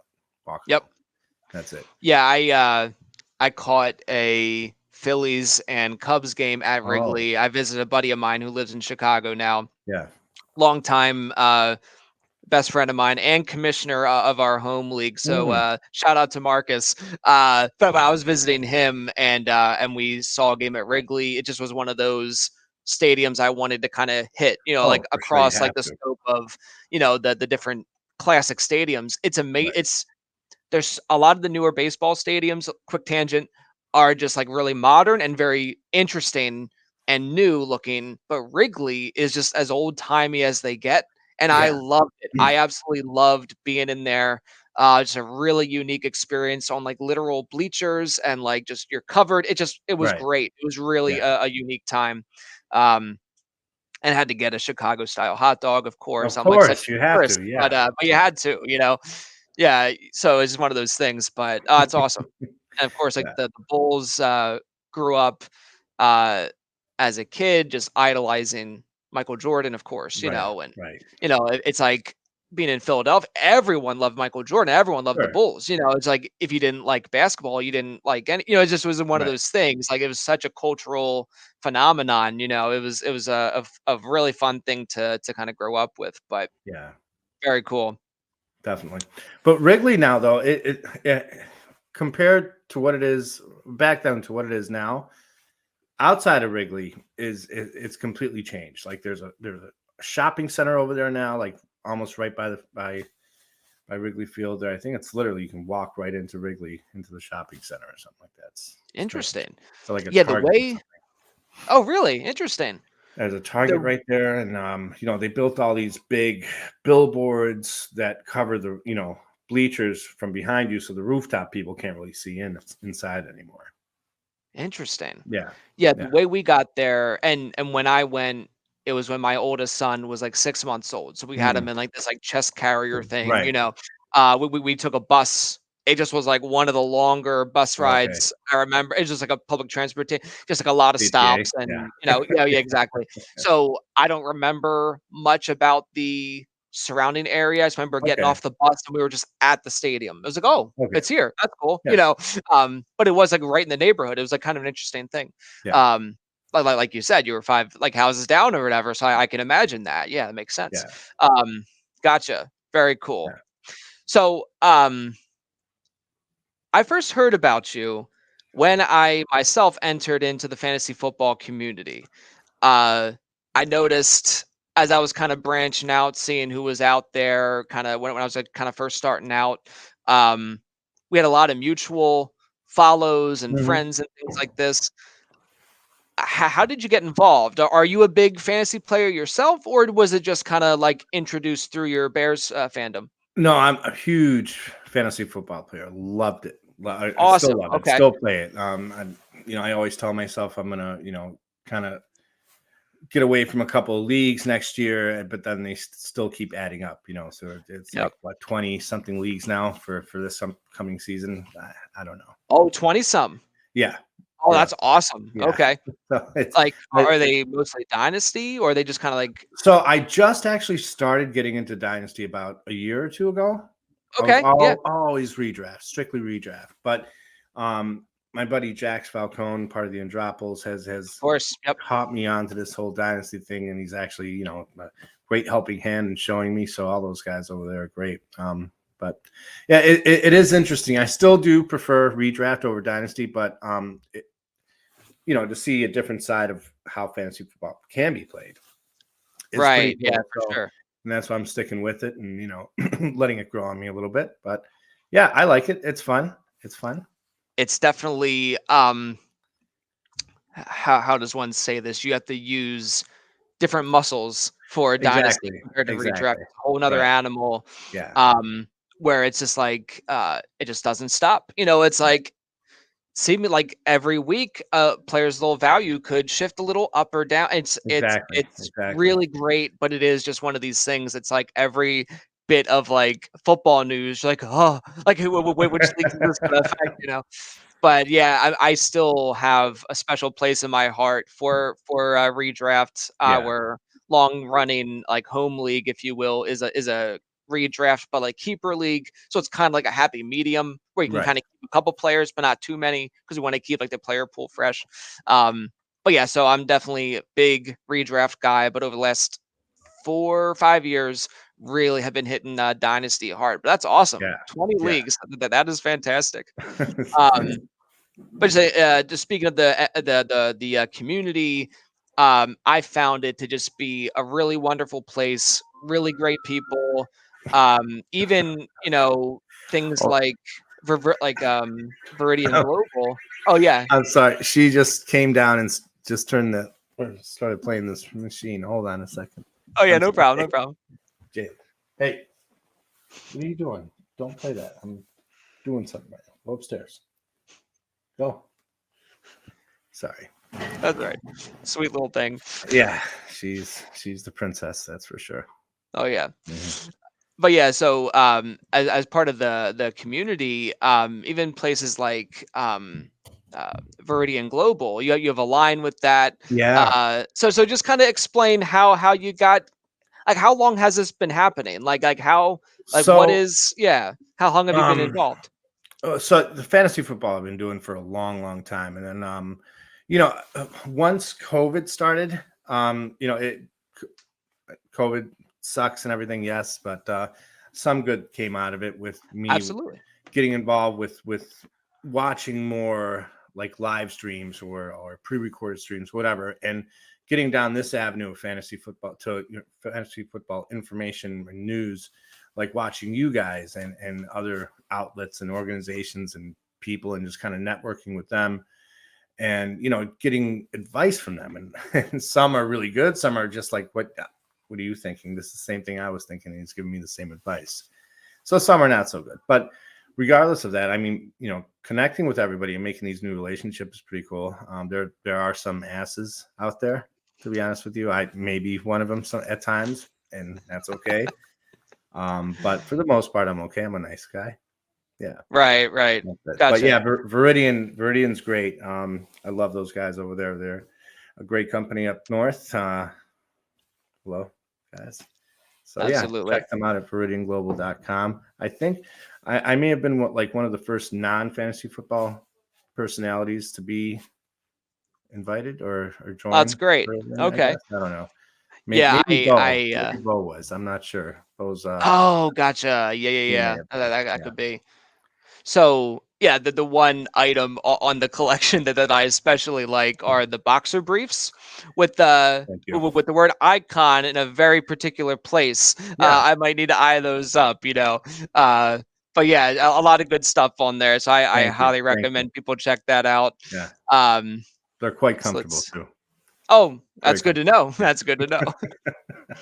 So when did your icon show start? Like, did that come out of the pandemic? Had you been doing that prior? It was I guess long story short. So my other host and I, Philip, who's my best friend, he stood up at my wedding, gave us great speech. I love him to death. We lived in Chicago together at the time. He's now currently residing in New York and back and forth from there to Chicago. He's the We one in the had- suit. Right, exactly. I gotcha. exactly. I gotcha. Yeah. So we started a little online radio show like prior to what podcasting is nowadays, I guess. So we would, pick a day and he'd come over to my house or vice versa. And we would sit there for like 4 hours recording the show, and we're playing all these, really cool like punk rock music or whatever I would like, too. And it was just a lot of fun, but it took so long for us to piece it together, like a day or so, and then put it on the website and everything like that. This was again before podcasting. So that kind of ran its course. I then moved and left Chicago, moved to Massachusetts out here.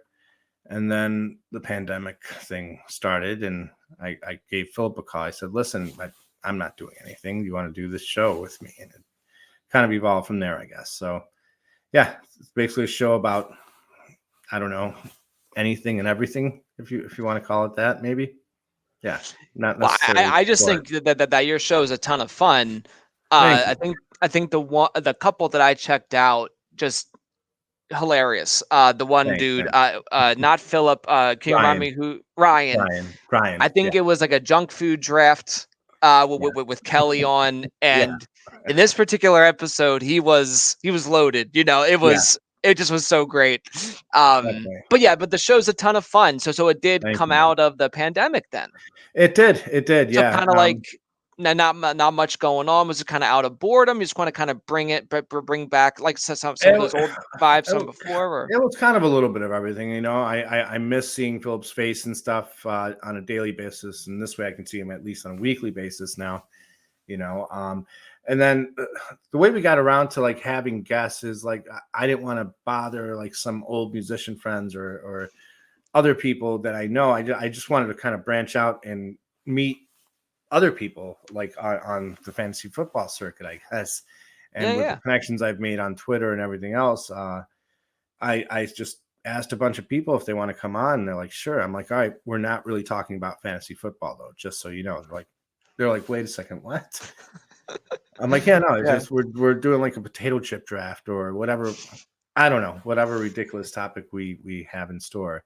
And everybody's been really receptive of it and very cool. And they all, off camera say thanks. It's kind of a relief for them not to go on another podcast or YouTube show to talk about football or anything. So in the middle of football season too. So that's pretty much all they do. So, getting them away from that helps us greatly, with different people, I guess, viewing and stuff who wouldn't normally watch the show at all. Right. Yeah, and we don't really care for numbers at all. We're not, we like doing what we do, and just in it for the fun, right? If it's one person who likes it or 500, great, whatever it is, and unless so for all the sponsors out there who've been hounding us, no, we're not right. And I'll reiterate again, unless you're paying me my actual work salary, I will not be sponsoring anybody.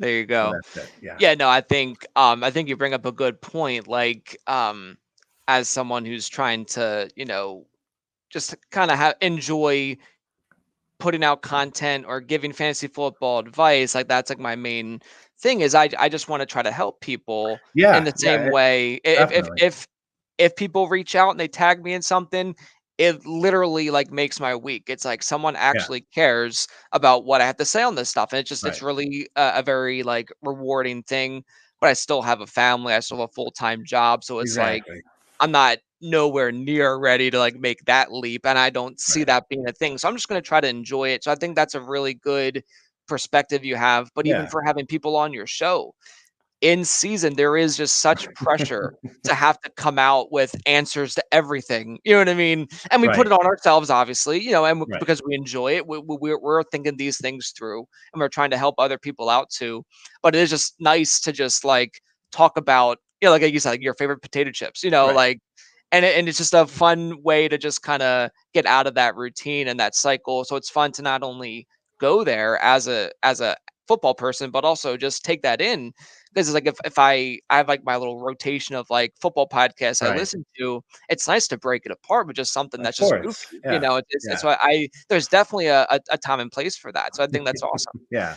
But it's And interesting.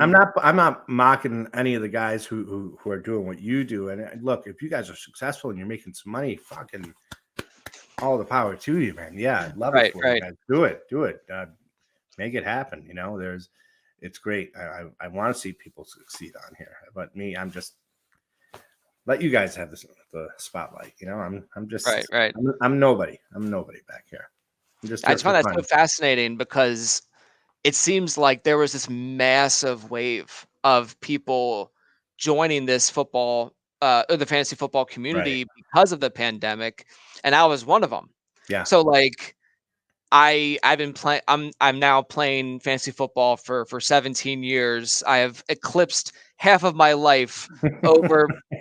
Like I started when I was like 15, so now more than half my life I've been playing this silly game, right? So with the pandemic, I was like temporarily like furloughed from my full-time job. So just like and we had our hands full with like the kiddos at home for a while. It was a whole situation. Obviously, I don't need to tell you about it. But so I'm like thinking, well, and again, the job situation is good now. Everything's fine. Great. But then I was like, well, why don't I just try this out? Just see where it goes. Just kind of get involved. And I knew nothing about the community side of things. I'm just like, I'm just gonna make an account. I'm gonna put some information out there, see who cares. You know what I mean? Right. So I just find it very fascinating how really good and great things can come from really bad places. You know what I mean? Exactly. And it seems like there was this really big wave of people who were all kind of going through that.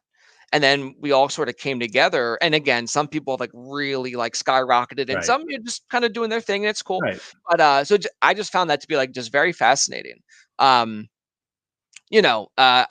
found like a lot of my creative like my best creative endeavors have come from like bad times or bad places. Exactly. Just like and now we're here. It's just very unique. Like basically 2 years later, it's just fascinating to me.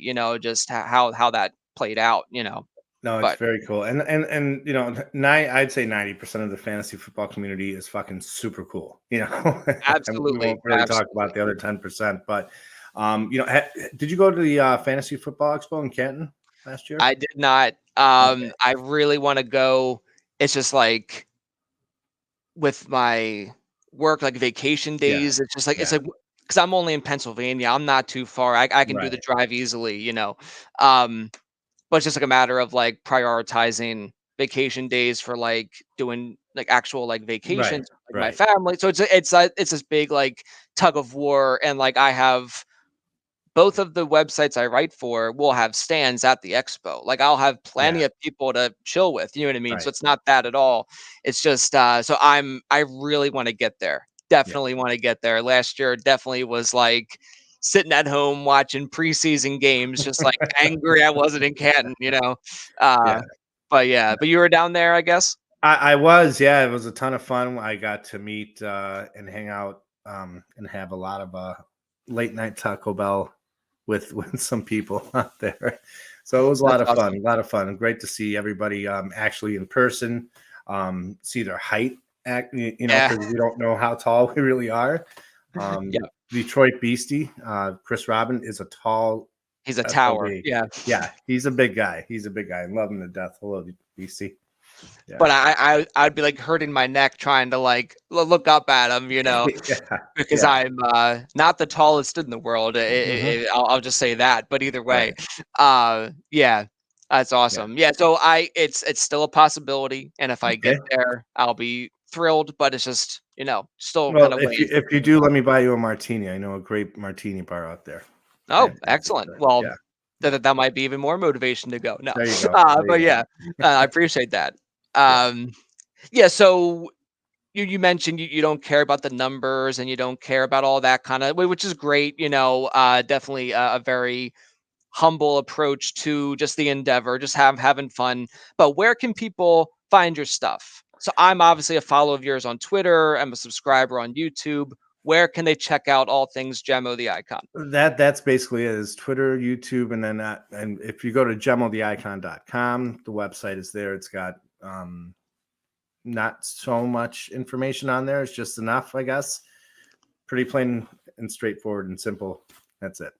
Gotcha. Very cool. Yeah. All right. So yeah, every week I think we try to go live every Tuesday. I think we've been pretty good the last several weeks actually, but occasionally we'll take a week or two off, because there's three of us and scheduling, and we it's just sometimes a roller coaster, as you know. So right.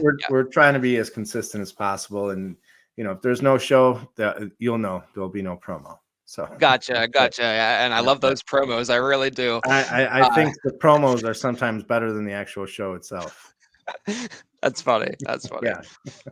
But no, but they are very like stylistically pleasing. And again, I can just do this like zombie scroll going through like my timeline, and it makes me stop. And I know we have a mutual friend, Third and Short, who made you. Yes. I love him to death. He made your like updated like what I would call it like a Miami Vice style logo. Yeah, I love so that. Your promos, his art, like his edits, like literally make me stop and just like look and pause. Like fantastic. He's great, man. He's done a lot of work for me, and hello, Short. I love him. Yeah. Oddly enough, I went on Viridian Global today, and I got I don't know where is it. There it is. So it doesn't show you what I got, but I did make an order over at Viridian Global. I got a Third and Short T-shirt. Nice. And also my Chicago buddy P2W Fantasies T-shirt. Oh, excellent. Yep. Yeah. We love Nick and we love Michael Nick. for sure. Definitely. Yeah, it was interesting when you first tweeted out like your updated like logos and stuff that he had made for you. I had been in the process of like making my own rankings, and I saw like some other people had gotten him to make like little designs and things for their rankings. So I hit him up. I'm like, hey, I love your stuff. Can you please make some rankings for me? Yeah. And I mean, I'll just go back to like my Instagram, and I'll just like just be amazed by them. Like his like touch on things is just fantastic. I mean, thank God that they look much better than the actual accuracy of the rankings, But yeah, big fan. So that's cool. We have a mutual buddy there. Yeah, he's definitely a magician, with what he does and how he creates things. I can love him to death, man. Definitely, and definitely a little bit of inspiration, when I'm doing my videos, because whatever's going on in this little mind of mine, it just happens, I guess, and then I look back at it when you're going back to edit it, and you're like, what would Parker do? What do you do? Like, okay. And then it's a bad rabbit hole. And then you finally put it together and you post it, and then you look back at it and you're like, fuck, I could have changed one more thing. And that's why I hate rewatching our show and hate rewatching any of the promos that we put out or anything like that. It's just, it's a weird thing. I remember when I was younger, I was like obsessed with Jim Carrey. Okay. Yeah. Like Liar Liar, Ace Ventura, just huge fan. I mean, still, right. But he made in an interview, he said he can't go back and watch himself in movies. Yeah. He has no interest in it. And now that I have a show, and I completely, once I'm done recording, I'll send it out, and then they publish it. I'm never going back. I don't need to see it. I'll let other people enjoy it. So I'm in the same way. So I'll just be too like, oh, I should have said this, or I could have phrased that differently. Right. You're your own worst critic, I guess. That's exactly it. Yeah. But it's like, man, like even Jim Carrey can't do that. It's just a fascinating thing, But yeah. So just going back to your website for a second, I was scrolling through and I saw like this little bio for everyone on this show, which is just really neat. But something really stuck out to me, and you mentioned that you were afraid of heights. Yeah, that really, I identify with that in a major way. Like, so I'm just curious, like at what degree does that kick in for you? Like, on hiking, like unsecured heights, or even like observing like a skyscraper? Do you kind of like stay back, like you don't Oh, go I towards stay way back. Yeah, yeah. As you know, when we went, if you're ever in Chicago and do the touristy thing and go up to the Sears Tower, which I guess is now the Willis Tower. It'll always be the That's Sears right. Tower to me. That's right. Yep. Go up to the Hancock as well, and they have great observation decks, but you won't fucking catch me up there, man. I can't do it. It's a weird thing because I've been to Chicago a couple times in the last Yeah. couple of years to visit my buddy, and these things you have to pay for. You have to Yep. wait in line for, Right. and in no other universe does that make sense for someone like me to do. But we're here, so let's just do it. You know what I mean? But the sky deck in the Willis Tower was legitimately frightening. Yeah, 'cause It's just you're standing on a piece of glass, basically. it's a glass That's see-through floor. glass. Yeah. And again, like when we happened to do it, that this was the same trip where our oldest born was 6 months old. So Mhm. we actually have like a picture of him like crawling on it. Like Oh, we're like yeah. sickos, but still it was like Right. looking back, I'm like that's really messed up. We must have just been like really tired or just like I don't know. But and then in the Hancock or in the former Hancock Center, Right. I think the new name is just like the address. It's like a kind of a weird thing. But Yeah. anyway, it's like the wider at the bottom than like the two Yep. antennas on top. Yep. They had this thing called Tilt, which is like I think they recreate it in like Ferris Bueller's Day Off, where like they put their feet up Oh, right. on these railings and then they Mhm. like lean their forehead against the Yeah. window. But in this thing, you hold these bars. You like stand on a platform, you hold these bars, and this window just leans forward. So Wow. you just lean forward. It's kind of like a reverse like roller coaster harness. It's just Sure. out, you hold it out there, then it just leans you forward for like a minute or whatever it is. So Wow. just you can see amazing view, but it's just like again, just glass right in front of you. Again, Mm. another thing I paid for, waited in line for, Wow. just cause we're there. But I was not. Once I was done, I was happier. You know what I mean? Uh, so like unsecured heights. Well, that is obviously secure heights, but still, Right. just the thought it's only glass that's separating you from splat. Yeah. But like going on hikes, like you're not going to see me going on too many hikes. Yeah, Like I don't do the hikes. no, Mm-mm. No that's hiking. not for me. One thing though that is pretty fun is like parasailing. You ever do that at like the beach or anything like that? No, I'm not a beach kind of going guy, I guess. Oh, gotcha. Okay. Every year we go out to the Outer Banks, North Carolina. It's a big Oh, family beautiful. vacation. Yep. It's a fantastic spot. So that's the only time I'll ever do like beach things. And there's nice, so you don't have like the real like touristy trap kind of things like the Right, parasailing. right. But if you ever do the parasailing, like they just shoot you way up in this thing, you sit there. It actually is surprisingly peaceful up there. But Really? again, I really enjoyed it. I was really like hesitant. But my wife and I did that. Where were we in like I think in the Dominican. We did like an anniversary Okay. trip like to the Right. Dominican. And we did that, and that was great. The really great view, really peaceful up there, but that's probably as far as I'll go. You're not going to see me skydiving. You're not going to see me like do anything like bungee jump. Like forget it. You Yeah. know what I mean? Yeah. But that was pretty peaceful. But Good. really kind Good. of pushing the limits on the heights for Yeah. sure. But Well, you know what I'm thinking of doing is because we're heading out to the Outer Banks, I think next month, and me and my wife have always wanted to do something away from the kids and the family and stuff. So we're finally getting one full day alone together.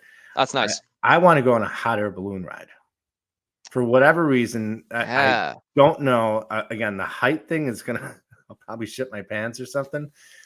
But I don't know. Maybe I'll have a couple of edibles before I go on. We'll see what happens. Maybe it's a bad idea, good idea. I don't know. I'll keep you updated on that, though. I'm sure That there'll be some video. that is definitely something that's like a bucket list item for me. I think that Yeah. would be fun because you are in like a basket. You know what I Right. mean? It's not Right. see through on the bottom like the Chicago Yeah. sicko stuff. But yeah, do let me know how that goes. Yeah. And Yeah. enjoy your time there. Thank I've only you. been down there once. Phenomenal. I'm Yeah. just used to like the Jersey Shore where it's just like a pizza place every 10 feet on the boardwalk, seagulls. It's horrible. Right. but going to like Myrtle Beach or Outer Banks, especially, just quiet. You just enjoy the clean beach. It's just great. Nice. That's Nice. awesome. Yeah, That's awesome. definitely. Well, so we're just basically just going to wrap it up now. I really appreciate you man. coming on the No, show. This thank was a you great so conversation. much. I appreciate you, Steve. Thank you so much for having me on, man. It's wonderful. And please, I have to return the favor. Come on the show anytime you want, and we'll discuss, I don't know, socks, underwear, maybe. I don't know. Brian was talking about yoga pants the other night or something. I don't know. Okay. Hey, yeah, anytime. I'm game for whatever you got. I absolutely. Yeah. Sounds So good. can you remind my good audience, and when I say my audience, I really mean at least my mom, like she always watches. So hi, Mom. Please tell my mom where she can find Jemo the Icon. Yes. Well, hello, Mom. You can find me at gemotheicon.com, and then just type in Jemo the Icon. Stuff will pop up for about me, I hope. And But if not, streaming then- most, yeah, exactly, and good things. But streaming most Tuesday nights. Yeah, we'll 9 say p.m., Tuesday right? nights. Yeah, 9 p.m. Eastern. Awesome. Eastern. Yeah, and if not, then find us over on the YouTube and watch some hard hitting classics there. There you go. Yeah. All right. Well, Jemo, thank you for coming on, and best of luck with your Bears, and best of luck with those dynasty teams and those Definitely, redraft teams. All likewise. right. Good luck. Good luck with your Eagles. They're looking good. Like that AJ Brown pickup there, by the way. Oh man, that was a very exciting time. Mhm. I had to wait a little bit to stand up and get a drink at the party I was at, if you know what I mean. So yeah, I was all fired up Hey, about AJ Brown. Real quick, you guys drafted didn't draft Carson? You have Carson Strong, right? The Eagles, didn't they sign him to? They signed him as an undrafted free agent. Yeah, Which I thought was yeah. wild. I was really surprised he didn't get drafted. And then I think that brought injury him on. I thing think that was great. scared some teams, but I'm Yeah. liking that, man. I'm liking that because what do you feel about Hurts? What's So your thoughts on him? I think it's an interesting situation because Mhm. there are legitimate question marks on like his deep ball accuracy, right? And I wanted them to get a wide receiver. I made a mock draft. I had the Eagles mocked to get Treylon Burks, who Okay. ironically the swap with the Titans, we got Right. AJ Brown, who was like a comp for Burks, and the Sure. Titans got Burks, who's like a cheaper version of AJ Brown. Of course. So I think having AJ Brown as a presence there to complement like the opposite side of the field of Devonta Smith, Yeah. I think that's going to do wonders for Jalen Hurts and his like his confidence or like his like completion percentage. So then that way the deeper threats can be like Jalen Reagor, who was just not a good, obviously a big bust, but at least this Right. way they don't have to rely as much on giving it to these like lower tier play. Like again, kind of throw it in AJ Brown's territory. Big Right. body, big wingspan. He'll most likely break down. Mhm. So there are like legitimate question marks about Jalen Hurts. I think the moves they did are trying to put him in the best position to succeed Sure. possible. So it really is just kind of all on him because the Eagles have 2 first-round picks next year Right. and a pretty nice quarterback class. It really wouldn't surprise me if they look that direction. And it just depends, and Harry Roseman is like a really big like mover as far as like Right. picks and stuff go. So I think it can go a number of different ways, but I think I don't like the phrase make or break kind of seasons because he has progressed very well in terms of like wins and losses and just Right. overall solid play with the new head coach and everything that kind of puts like a monkey wrench in it. But so I think he has pretty decent leash, if you will, Okay. That's good. big fan, but obviously he has to show that he is advancing, because it is rough out there. It doesn't Right. take much for a team to kind of go a different direction, but Exactly. I am optimistic. I'm a big fan of his. Obviously he's like a great leader and he's very smart and stuff, but just the deep ball accuracy, just if he can get that down, that'll Mhm. just do wonders for the offense as Right. a whole, for Right. sure. Okay. Well, yeah. Well, hopefully my Bears take a page out of your Eagles book and surround, Justin Fields with some weapons like that in the near future, and then hopefully the jury will be out on him. We'll see. We'll see. And one more question for you, man. Miles Oh, go for it. Sanders. I love Miles Sanders. I was a big fan of him. I drafted him almost every time I could draft him when he was good. I did. Required him in somehow, some way. What's the story on him? It's Was he not it's really used right? baffling. Was he It's hurt? really baffling to me because the Eagles from through the Doug Peterson era were one of like the heavier like committee Right. backfield situations. But yeah, Mike Clay from ESPN shared this stat a couple weeks ago. He said that the Philadelphia Eagles in 2021 season led the NFL in rushing touchdowns, which is true. Mhm. But but Miles Sanders, their lead running back, didn't have a single one. That's insane. It's not like he's not performing well. He had like some injuries or whatever, but like Right. I have no idea. And I'm also a big fan, from the Penn State to like the Eagles. It's just Sure, like perfect. sure. It's like perfect, Yep. But I have no answers for that. Yeah. It's just one of these weird things. I think I would probably like him as like an RB3 this year. Like could he be at that point? I think he's like a value. He's not really Yeah. someone I want to like reach for. Or if you're going like 0 RB, he could be like an interesting like RB2 kind of thing. But yeah, it's just a really weird situation. They still have Kenneth Gainwell who can do like the not only pass catching, but they used him in the red zone and stuff. Right. So They did. Now, do trying you to guys think still like have Jordan Howard? Is he still there? I think Could he had like obviously what, he 8 ended this season touchdowns or on the something? Eagles. I actually don't know off the top of my head if he's still Yeah. on the roster or not. But they did bring back Boston Scott. I think they might have Jordan Howard still, and I'm a Wow. big fan of his. Obviously, he was very Yeah. productive with like the Bears and stuff. Right. Right.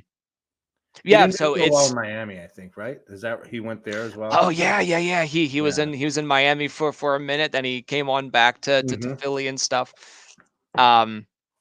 Yeah, it's a really weird one. I don't know what's happening there, but I think with these kind of like ambiguous situations, you kind of want to lean on the talent and the Sure. quality of like the offense. Sure. So in this case, Eagles have a good offensive line, a rushing quarterback that can open up opportunities for the running Mhm. back. It's just we just can't dictate like the usage of when Yeah. these guys are going to be on the field, and that's just what's really frustrating. Yeah.